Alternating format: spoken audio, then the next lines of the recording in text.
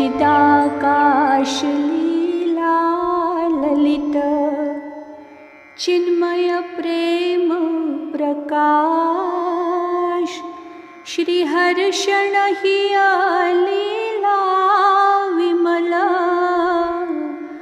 रामचरित रसरास श्री गौरदेव आराध्य की अंतःलीला भाष प्रेम प्रदायिनी रस भरी मृदुला कहत रसास मृदुला कहत रसास। श्री सीताराम जी महाराज की जय। अनंत श्री विभूषित हमारे सद्गुरुदेव भगवान श्रीमद् राम हर्षणदास जी महाराज जी ने हम सब अपने आश्रित जनों के कल्याण, आत्मचिंतन व कालक्षेप हेतु अपने चित्त रूपी गगन में उदित श्री सीताराम जी की चिन्मयी लीलाओं का वर्णन अपनी असमोर्ध्व कृति चिदाकाश की चिन्मयी लीला में किया है, जिसका पठन पाठन व स्मरण चिंतन अध्यात्म प्राप्ति की हेतुभूता है। उपरोक्त ग्रंथ की क्रमशः वाक सेवा प्रस्तुत की जा रही है। आइए हम अग्रिम लीला में प्रवेश करते हैं। गोधूली बेला मंगलमयी बेला है, जहाँ न दिन है न रात्रि, न प्रकाश न अंधकार, न पढ़ना है न पढ़ाना। संभव है ये लक्षण परम पद स्वरूप परमात्मा में भी पाए जाते हैं।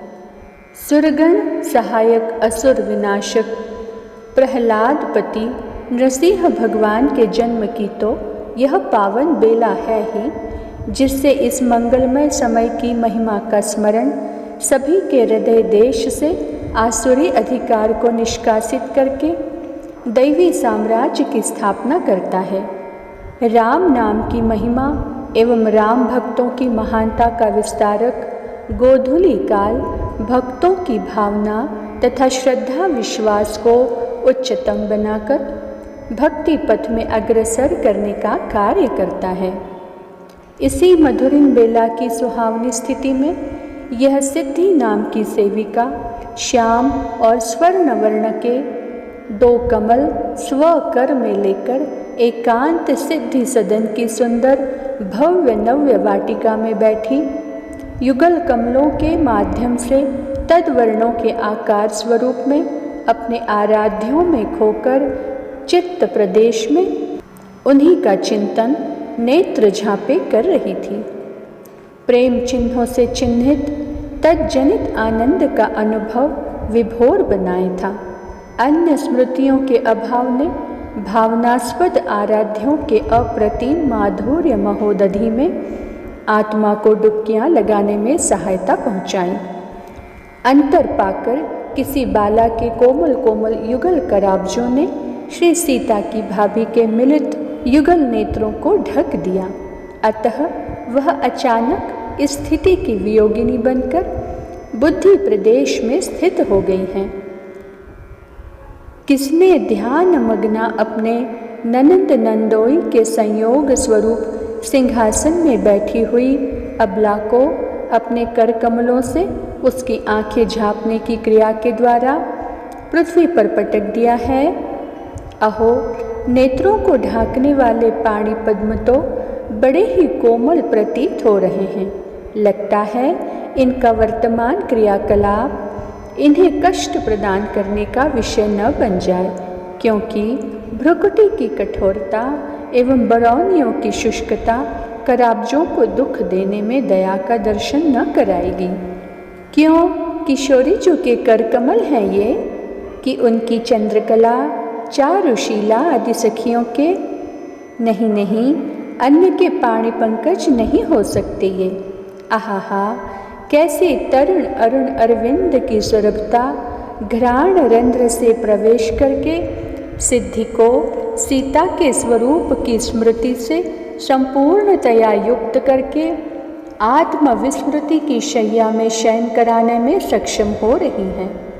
अरे लाडली जू, आपकी भाभी जान गई कि उसकी ननद ने ही अपनी भ्रातृवधू के लोचनों को अपने लाल लाल कोमल कोमल कर कमलों से आच्छादित करके कुछ अपने अभीष्ट सिद्धि के लिए लीला की है। लोनी लोनी अपनी ललीजू स्वयं अपने भाभी के भाग्य वैभव की विधायिनी एवं विस्तारिका हैं।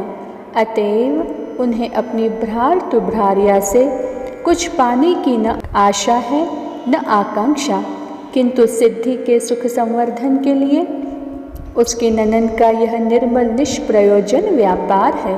जय हो हमारी लड़ैती जू की, जय हो उनके सुंदर सुखकर समीचीन स्वभाव की। किशोरी जू अपनी भाभी की आंखों से अपने कराब्जों की यवनिका पृथक कर उसे अपने आनंद प्रदायी चंद्रानंद की सुधापूर्ण किरणों के दर्शन का दान देने की दया करेंगी। हमारी ललित लड़ैती जू बहुत अच्छी हैं। वे अपने भाभी के मन के अनुकूल चेष्टा करके ही सुखी होती हैं। भाभी से उनको अपने अभिमत देय को प्राप्त करना रखी हुई अपनी वस्तु को उठाकर अपने कर में ले लेने के सदृश ही होगा। लीजिए, भाभी की ननन ने अपनी भ्रातृवधू के स्व पर को पहचानने वाली आंखों से अपने कर की यवनिका को हटा लिया।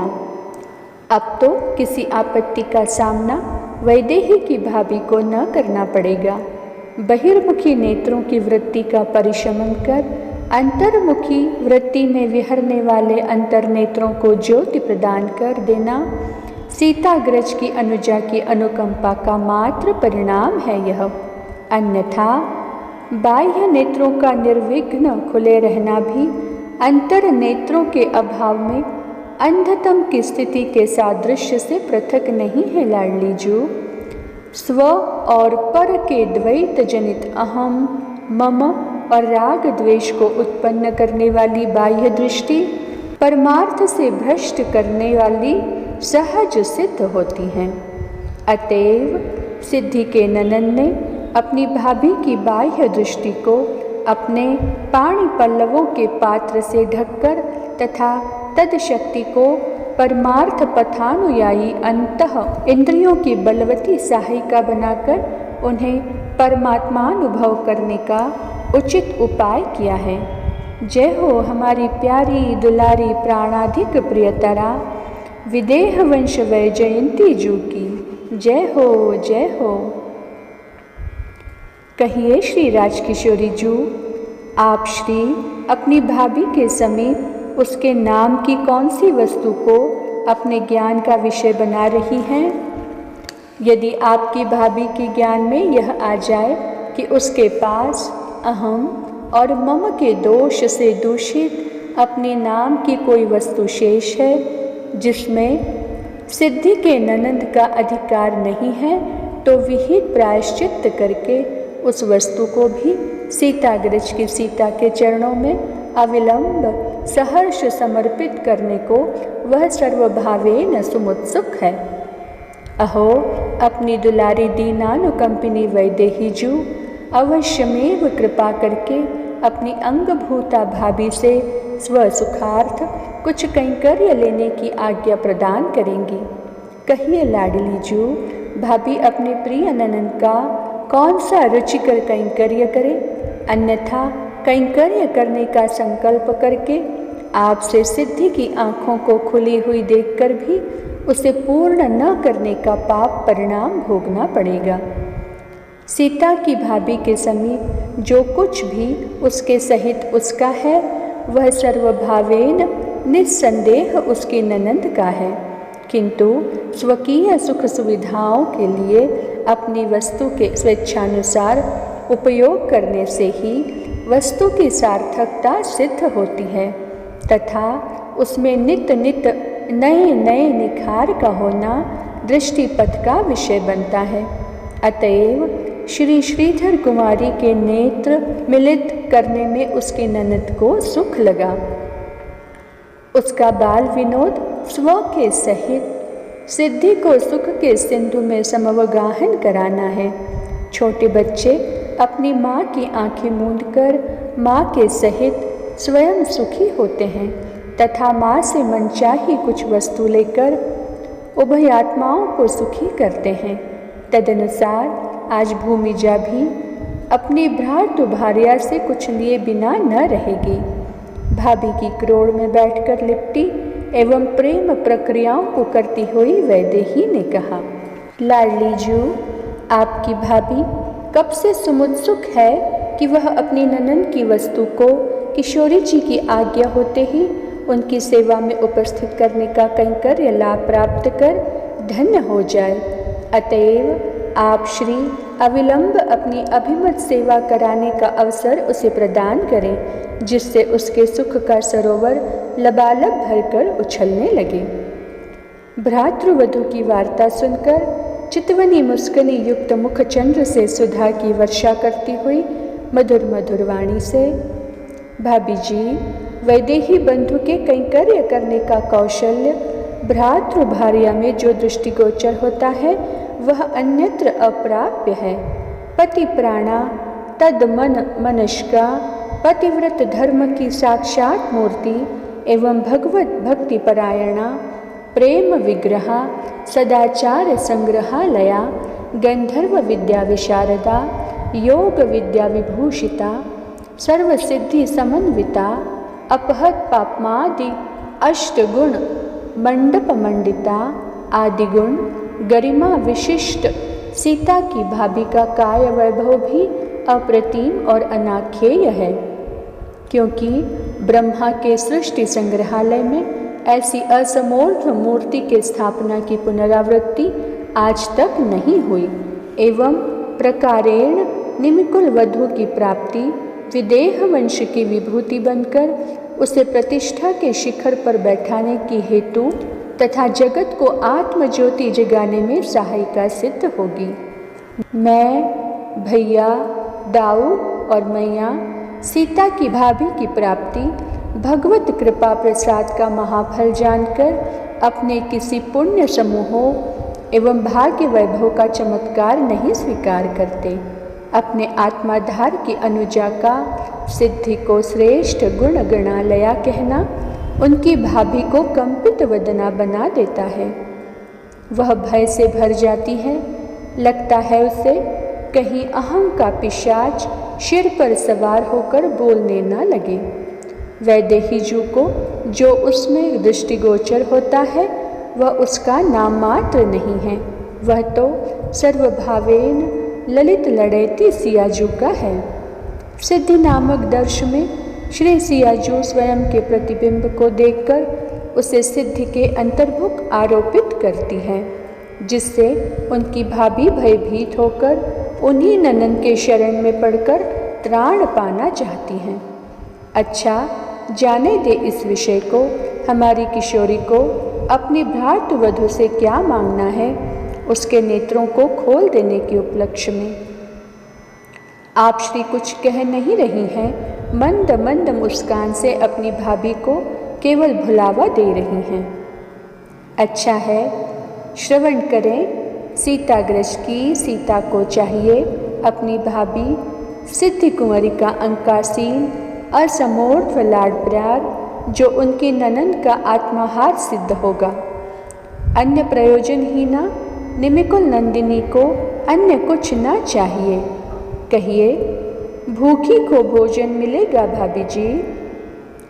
भाभी का सर्वस्व स्वाभाविक उसकी ननद सीता का ही नियत धन है, जिसका उपभोग स्वतंत्रता के साथ धनी को करने में कोई विरोध उत्पन्न नहीं होता। प्रेम विग्रह श्री सियाजू के संकल्प से उनकी भाभी सिद्धि कुंवरी के पात्र में तदर्ह प्रेमान्न भर जाए तो वह आनंदातिरेक की स्थिति में स्थित होकर अपनी ननद को नित्य नित्य नव नव भावों से भावित सुंदर सुस्वादमय प्रेम पकवानों को पका पका कर जीवन लाभ लेती रही। कृतकृत्य हो जाएं, सुफल मनोरथा हो जाए, अपनी ननद नंदोई तथा निमिकुल नंदन की कहलाने योग्य हो जाएं। जय हो सुनयनानंद वर्धिनी सीताजू के सत्य संकल्प की। आहा भाभी रूपी अन्न की अन्नादिनी निमिकुल नंदिनी ननंद जू की जय हो सदा जय हो। अहो हमारी भाभी के उच्चतम स्नेह का वृहत बंधन साक्षात सशक्ति परब्रह्म परमेश्वर को बांधने में जब सर्वभावेन सक्षम है, तब उसमें अपने भैया की भगिनी बंध जाए तो कौन आश्चर्य है। आज मैं अपनी भाभी के अप्रतिम स्नेह को प्राप्त कर क्या नहीं पा गई, सर्वस्व पा गई। अनंत को अनंत काल तक इस प्रेमान्न का भोजन पर्याप्त ही नहीं, अपितु यह अनंत प्रेम की राशि अनंत ही शेष रहेगी। ऐसी प्रेम भरी वाणी का विनियोग परस्पर करती हुई भाभी ननंद प्रेमालिंगन में आबद्ध दो से एक हो गई।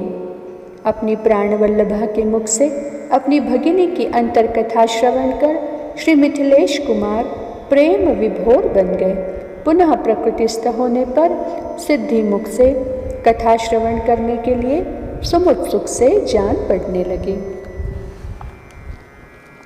आज की लीला को वाणी यहीं विराम देती है।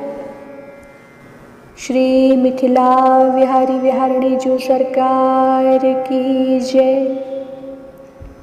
श्री लाडली लाल की जय हो।